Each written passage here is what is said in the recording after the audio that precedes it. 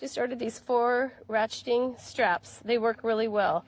You hook them into the side of the truck where it has the hooks, and it has the lever here, and we put it through the gas tanks. You can do it however you want if you're moving something you're storing.